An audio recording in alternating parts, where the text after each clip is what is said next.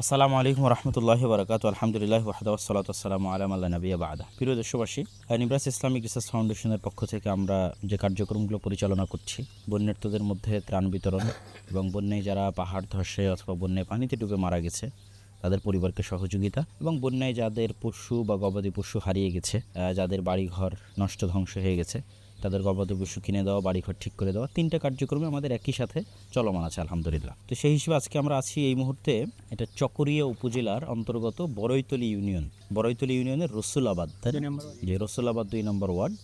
আমরা যে মেয়ের বাসায় এসেছি সেই মেয়ের নাম হচ্ছে হাসনাতুল জান্নাত ঝর্ণা। ওনাদের যে ঘটনা ওনাদের মুখে শুনলাম, সেই শোনা ঘটনা হচ্ছে যে এই এলাকা, এই পুরো আশপাশের যে অঞ্চল, আসার সময় আমরা দেখলাম যে পানি আছে, এইগুলো সব গলা পরিমাণ পানিতে ডুবে গেছিলো। তো তখন ওনাদের বাসার ভিতরের যে দৃশ্য দেখালো, ওই খাটে ওনারা বসেছিলেন যখন আস্তে আস্তে পানি বাড়তেছিল। তো পানি বাড়ার এক পর্যায়ে যখন পানি খাটও পৌঁছে গেল, তখন তারা এখানে থেকে পালানোর সিদ্ধান্ত নিলেন, এবং আশেপাশের লোকজনও পালিয়ে যাচ্ছে বিভিন্ন জায়গায়, যাদের বাড়িঘর ডুবে যাচ্ছে, থাকার মতো অবস্থানে আত্মীয় স্বজন বা উঁচু জায়গায় চলে যাচ্ছে, আশ্রয় কেন্দ্র যেগুলো আছে। তো ওনারা তখন এরকম একটা নৌকায়, এলাকার আরও মানুষজন সহ মোটামুটি 9-10 জন একটা নৌকায় ওনারা রওনা দেয়। নৌকাটা ডুবেছিল কেন? আসলে স্রোতে, যে স্রোতে তো পানির ঢল হয়তো উপর থেকে নিচের দিকে যে পানির ঢল এসেছিল, এই ঢলে নৌকাটা উল্টে যায় বা ডুবে যায়। তো নৌকা ডুবে যাওয়ার পর ওনার 3 মেয়ে, এই যে আরও 2 জন দেখা যাচ্ছে। তোমার নাম কি আম্মু? জেরিন সুলতানা। তোমার নাম? শাওরিন সুলতানা। 3 মেয়ের মধ্যে বড় মেয়ে ওনার কাছে ছিল, ছোট মেয়ে ওনার কাছে ছিল।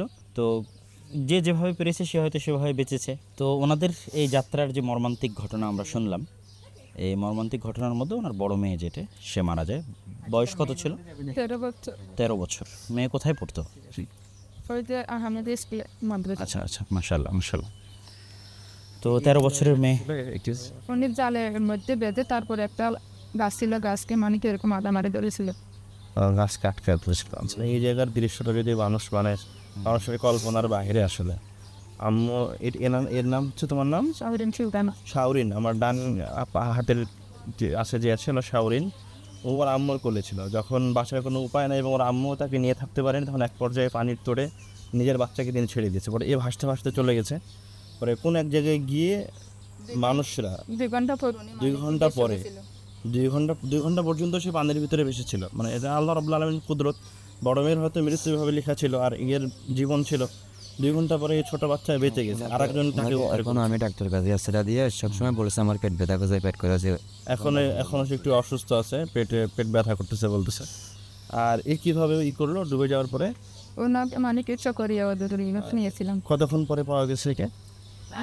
ওনাকে এখান থেকে ফায়ার সার্ভিস আসছিল, ফায়ার সার্ভিসে ওরা নামতেছে না, পানির স্রোত একটু বেশি ছিল। তারপর সে চট্টগ্রাম থেকে ডুবুরি আসছে, ডুবুরি আরে প্রায় ওদেরকে 6 ঘন্টা পর ততক্ষণ পর্যন্ত ওরা আম্মু সহ আর শাওরিন জান্নাত, জেরিন জান্নাত ওরা হাসপাতালে ভর্তি ছিল। হাসপাতালে চিকিৎসা অবস্থায় ওদেরকে ওই লাশ উদ্ধার হয় 6 ঘন্টা পর।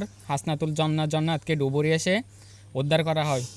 তারপর ওদেরকে হাসপাতাল থেকে এনে আমরা হাসপাতাল থেকে নিয়ে আসছি ওদেরকে। ওদের চিকিৎসা এখনো চলতেছে। এখন ওনার পেট ব্যথা, এখন আব্বু ওনাকে ডাক্তার দেখে আসছে। কতদিন ছিল তাও পানি?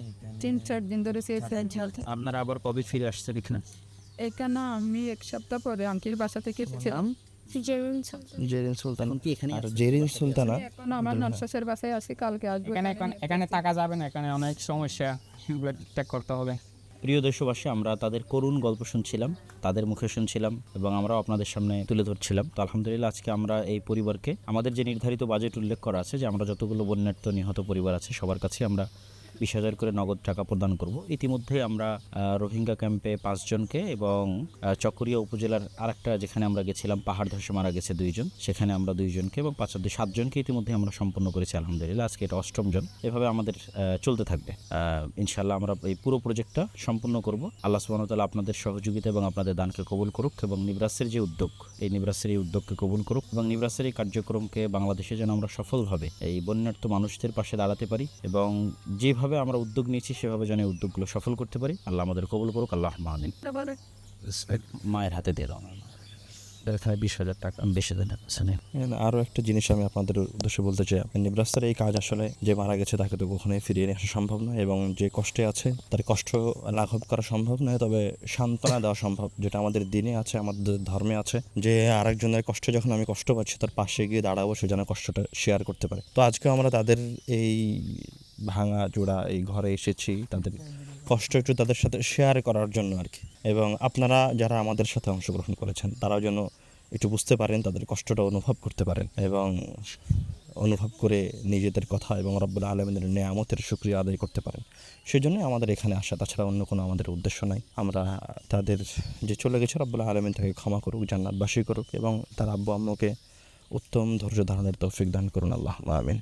তো আপনাদের কিন্তু আসলে হতাশ হওয়ার কিছু নাই, এই জন্য যে যারা বাচ্চা মারা যায় তারা তো আসলে নিষ্পাপ এবং তাদের বিনিময়ে কিন্তু পরকালে পাওয়া যায় যে ওই বাচ্চা ততক্ষণ জান্নাতে যাবে না যতক্ষণ না আসলে আপনাদের সাথে করে না নিয়ে যায়। আর এরকম বিপদ আপদ আসলে আসে। আমাদের নবী মুহাম্মদ সাল্লাল্লাহু আলাইহি ওয়াসাল্লামেরই নিজের অনেক সন্তান মারা গেছে, শুধুমাত্র ফাতেমা রাদিয়াল্লাহু তাআলা আনহা উনি যখন মারা যান তখন জীবিত ছিল, বাকি সবাই ওনার আগেই মারা গেছে এবং ওনার নিজের স্ত্রীও ওনার জীবদ্দশায় মারা গেছে। তো এরকম বিপদ আপদ আল্লাহ সুবহানাহু ওয়া তাআলা দেয়। তো এই বিপদ আপদে আমাদের ধৈর্য ধারণ করতে হবে এবং আল্লাহ সুবহানাহু ওয়া তাআলার শুকরিয়া আদায় করতে হবে এবং 5 ওয়াক্ত সালাত এবং কোরআন এগুলো ধরে রাখতে হবে। আল্লাহ কবুল করুক। আমাদের জন্য দোয়া করিয়েন।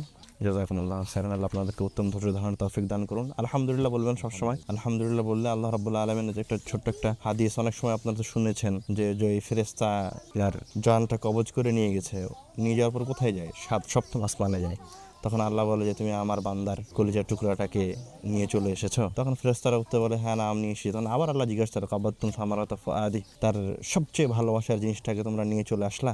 তখন আবার ফেরেশতারা আবার বলে হ্যাঁ আল্লাহ নিয়ে চলে এসেছি। তখন আল্লাহ জিজ্ঞাসা করে মা দা কাল আবদি, তুমি যখন তার জান কবজ করে নিয়ে চলে আসলা আর ওর পিতা ওর আম্মু দেখতেছে ওর সামনে ওর সন্তান চলে গেল, মারা গেল, তখন নয় আমার বান্দা কি বলেছিল? তখন ফেরেশতারা উত্তরে বলে হে আল্লাহ আপনার বান্দা বলেছে আলহামদুলিল্লাহ, আপনার বান্দা বলেছে ইন্না লিল্লাহি ওয়া ইন্না ইলাইহি রাজিউন। তখন রব্বুল আলামিন বলে যে আমার এই বান্দার জন্য তোমরা জান্নাতে একটা বাড়ি নির্মাণ করো, সাম্মুহু বাইতুল হামদ, বাড়িটার নাম দাও বাইতুল হামদ। তো মুমিনের কোনো কষ্টই বৃথা যায় না, মানে ও মারা গেছে মানে হারিয়ে যায়নি, ওটা একটা সম্পদ, গুচ্ছিত সম্পদ আল্লাহর কাছে রাখা আছে, যার সাথে সাক্ষাৎ হবে জান্নাতে গেলে। এবং ছোট সন্তান তো বাপ মাকে ছাড়া জান্নাতে প্রবেশ করবে না, সেই হাদিস। জান্নাতের দরজায় দাঁড়িয়ে থাকবে, তখন ওকে জিজ্ঞাসা করবে এই তুমি জান্নাতে যাও না কেন? তখন হচ্ছে আমার আব্বা আম্মা এখন আসেনি, মানে ওর বাপ মাকে ছাড়া জান্নাতে প্রবেশ করবে না। তো এটা নষ্ট হওয়ার নয়, এটা হচ্ছে চিরস্থায়ী একটা সম্পদ, যেটা আমরা পরকালে গিয়ে পাবোই পাবো। সুতরাং আল্লাহর শুকরিয়া জ্ঞাপন করতে হবে, আলহামদুলিল্লাহ বলতে হবে। আল্লাহর মাল আমার কাছে কিছুদিনের জন্য রাখা ছিল, ভালোবাসছিলাম, এই জন্য চোখ দিয়ে অশ্রু ঝরছে, কষ্ট লাগছে, কিন্তু প্রশংসা করবো রব্বুল আলামিন, হ্যাঁ আল্লাহ আপনার সম্পদ আপনি নিয়ে গেছেন, ঠিক আছে আমাদের জন্য দোয়া করিয়েন। আসসালামু আলাইকুম। ঠিক আছে, আসসালামু আলাইকুম ওয়া রাহমাতুল্লাহ। حمدا لك ربي أحييت روحي وأنرت قلبي شكرا لك ربي